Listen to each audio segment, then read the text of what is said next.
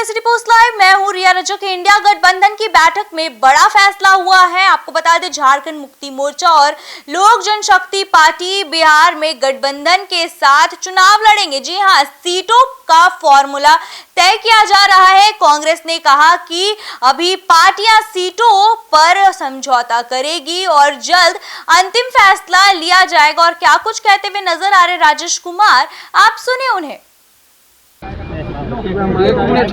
Voter अधिकार यात्रा के बाद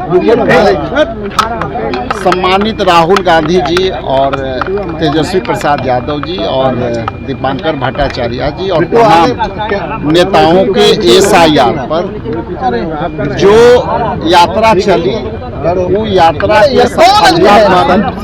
सफलता पर हम लोगों ने विश्लेषण किया और विश्लेषण के पश्चात हम लोग सीट शेयरिंग पर भी बातें की।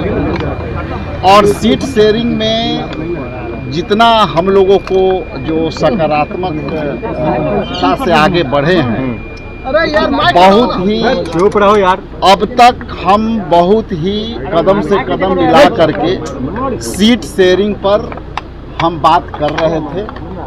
ये मेरा तीसरा बार का बैठक है। इसमें अलग अलग पार्टनर हैं, हम लोग अपने अपने हिसाब से बात कर रहे हैं। लेकिन इतना जरूर बता दूं कि हम लोग के सीट शेयरिंग पर बहुत ही ट्रांसपेरेंसी से हम लोग 243 पर डिस्कशन कर रहे हैं और हर पार्टी के हिस्सेदारी सम्मानजनक होगी, ये इतना मैं बताना चाहता हूँ। अकेले बैठे हुए क्या राजेश जी? अकेले बैठे? देखिए, अब भाई एक मिनट थोड़ा सा करो ना, दूर रखो नहीं, बार सारी बातें जी सब लोग बैठ के कर रहे थे, सब अपनी अपनी विचार रख रहे थे।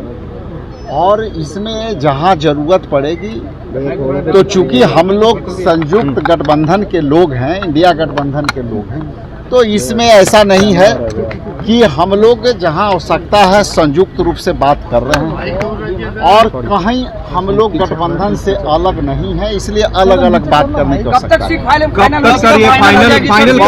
बहुत जल्दी फाइनल होगी और जो सीटें फाइनल हुई है उस पर हम लोग बहुत तेजी से काम करें। सर, क्या रहेगा, कितने सीटों पर? क्योंकि 70 सीट जो थी उससे कम होगा या उससे ज्यादा होगा या वही रहेगा? मैंने कहा कि हमारे एक पार्टनर और आए हैं और एक पार्टनर और आए हैं, तो हम लोग उन पार्टनरों को ख्याल रखते हुए सारे 243 सीट पर बात किया। हम लोग अपने अपने पार्टी का हिस्सेदारी की भी बात हुई और सभी पार्टियों का हिस्सेदारी वाजिब तरीका से मिलेगा, ये मैं आपको बता दूं। यानी कॉम्प्रोमाइज मूड में है, कांग्रेस कॉम्प्रोमाइज मूड में है कि आपको लड़ाई के मूड कब दिखा? अभी बता दीजिए। नहीं मतलब पशुपति पारस जी की उनके लिए भी आप लोगों ने जगह रखा है क्या? जी, हम लोग उनके लिए भी रखा है, पशुपति पारस जी के लिए भी रखा है। मुकेश सहनी तो है ही, और हम सीपीएम माले सभी के साथ हम बहुत ही ट्रांसपेरेंसी के साथ आगे बढ़ रहे हैं।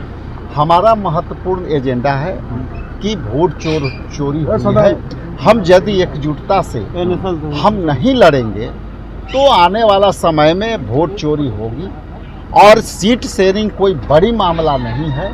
सीट शेयरिंग हम लोग बहुत ही अच्छे तरीका से कर रहे हैं और हम लोग कई सीटों पर आगे बढ़ चुके हैं। राजेश जी, एक बहुत महत्वपूर्ण बात ये हो गई है, केरल कांग्रेस की तरफ से जो ट्वीट किया गया था उस पर तेजस्वी जी ने भी कहा था कि गलत हुआ है, आप क्या कहते हैं? देखिए, केरल कांग्रेस की जहां तक आपने बात कहा, केरल कांग्रेस में बीडी का जो मामला था, बीडी का मामला यहाँ पे एकमात्र इसका संदर्भ ये था कि B4 BD और B4 बिहार, इस संदर्भ में आपने कहा था। केरल कांग्रेस से हमारी वहाँ बात हुई थी।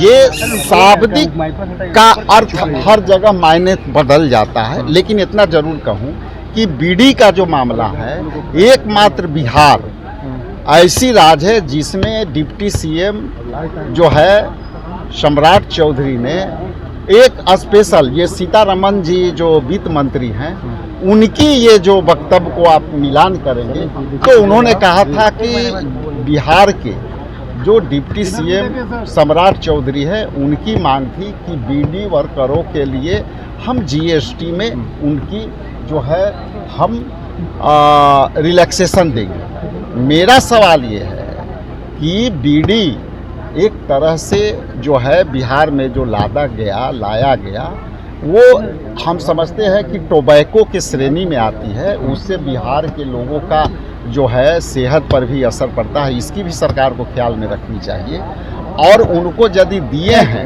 तो कुछ अलग तरह से उनको मदद करना चाहिए, ये मेरा मदद है सर। मगर माफी मांगने की बात पे सर क्या आप कहते हैं कि आपने माफी के बात कही, जो है ये बताइए सदन के अंदर बीजेपी के लोग गाली गलौज करते हैं, वो लोग माफी मांगे हैं क्या?